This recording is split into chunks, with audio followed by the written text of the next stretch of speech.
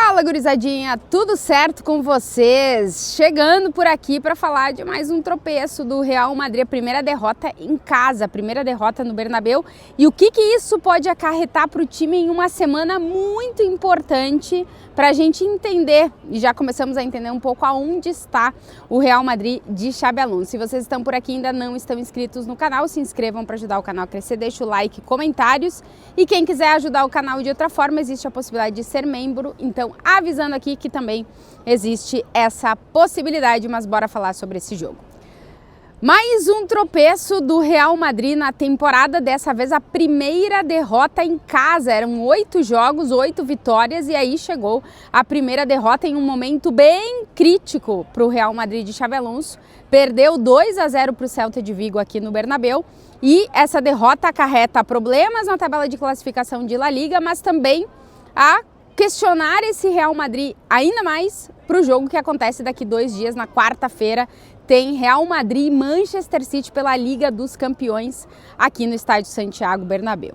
Um Real Madrid que teve muitos problemas nessa partida contra o Celta de Vigo. Primeiro que o Xabi Alonso não conseguiu repetir o time que ele colocou em campo contra o Atlético de Bilbao, porque o Camavinga vinha de um problema no tornozelo, então ele não foi com o Camavinga, foi com o Arda Güler no meio de campo, mas um Real Madrid que se reajustou devido aos problemas que está tendo com lesões, que só se agravaram durante a partida, e o Xabi Alonso tentando encontrar opções na lateral direita. O Real Madrid não tinha nenhum lateral direito à disposição, ele colocou o Raul Asensio ali, mas com a lesão de Éder Militão logo no começo do jogo, uma lesão que preocupa bastante. A gente ainda não tem o boletim médico do Real Madrid explicando exatamente qual é a lesão, mas o Militão, quando foi fazer uma corrida para impedir que o jogador do Celta chegasse na área do Real Madrid, ele sente, coloca a mão atrás da coxa, a gente ainda não sabe se é coxa, se é algum outro local da perna, mas o Militão sentiu, não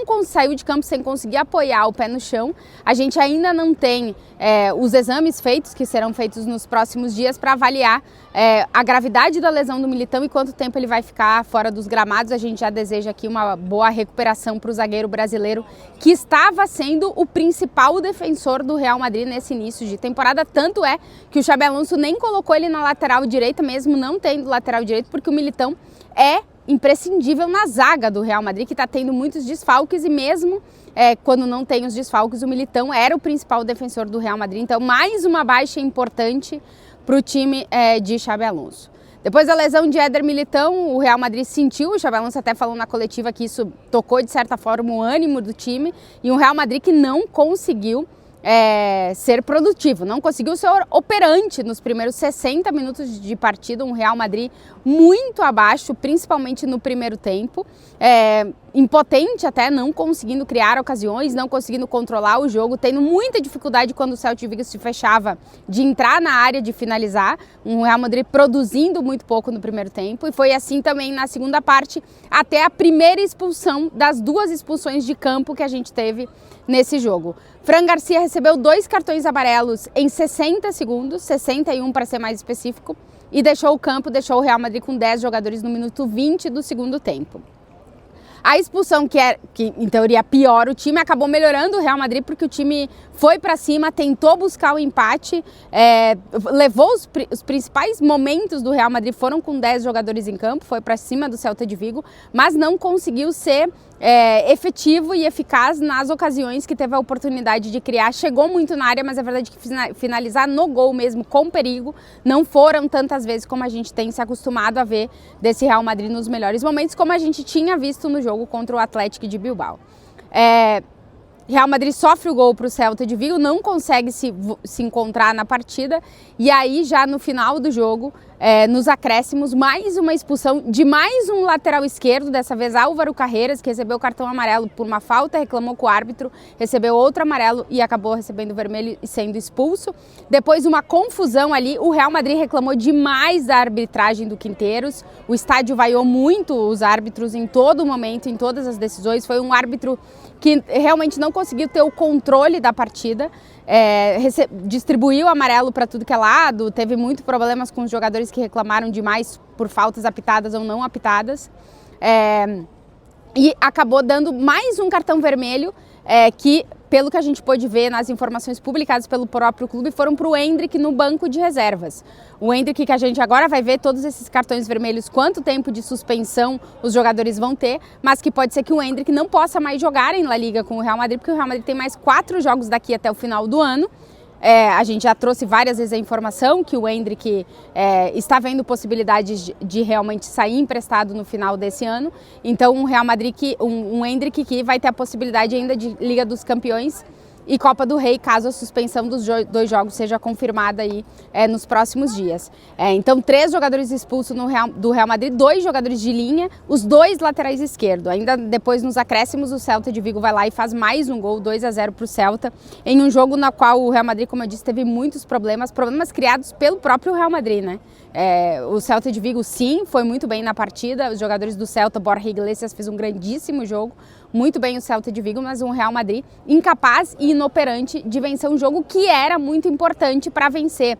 Primeiro, porque tinha feito o melhor jogo da temporada contra o Atlético fora de casa, voltava a jogar no Bernabéu depois de 6 jogos, nunca o Real Madrid ficou tanto tempo sem jogar em casa, fora de casa, numa sequência assim de tanto tempo, voltava a jogar em casa, onde só tinha vencido na temporada contra um adversário complicado, mas de meio de tabela de La Liga, no qual em casa, depois de todos os pontos que o Real Madrid perdeu nos últimos jogos fora de casa, não podia tropeçar e acabou tropeçando da pior maneira. Depois de fazer o melhor jogo fora de casa da temporada, faz o pior jogo em casa na temporada, e isso há 2 dias de receber o Manchester City, que é um jogo que está marcado no calendário do Real Madrid há muito tempo, porque é um jogo visto como um grande teste contra um grande rival, que até agora o Real Madrid teve 3 grandes testes e só superou um e acabou tropeçando nos outros 2. Então o jogo contra o Manchester City já estava no alvo, já estava marcado, e agora se torna ainda mais importante depois desse tropeço.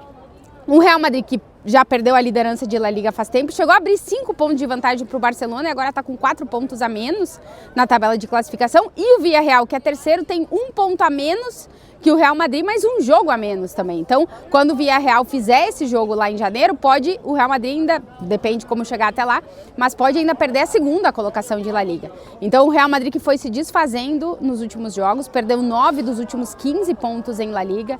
Realmente um Real Madrid com muitíssima dificuldade para conseguir voltar a se reencontrar. Parecia que depois do jogo contra o Atlético de Bilbao ia conseguir, mas de novo é um Real Madrid muito inconstante, muito irregular, que ainda não tem uma característica própria de jogo. A gente não sabe muito bem o que joga, parece que se encontra, depois se perde, e é mais ou menos isso que a gente voltou a ver nesse jogo. O time saiu de campo vaiado.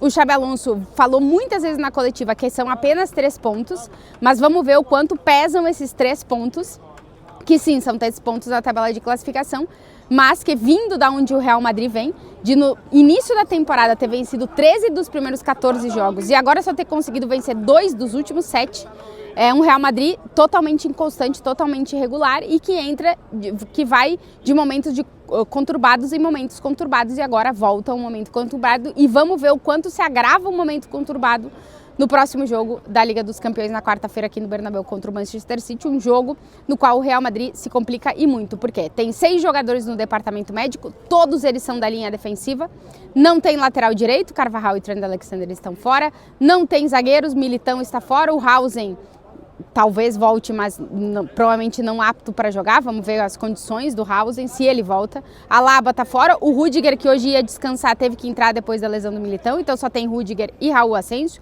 Não tem outra opção na zaga. Lateral esquerdo para Champions tem o Fran Garcia e o Álvaro Carreras. O Mendy, que era uma boa opção, está lesionado também.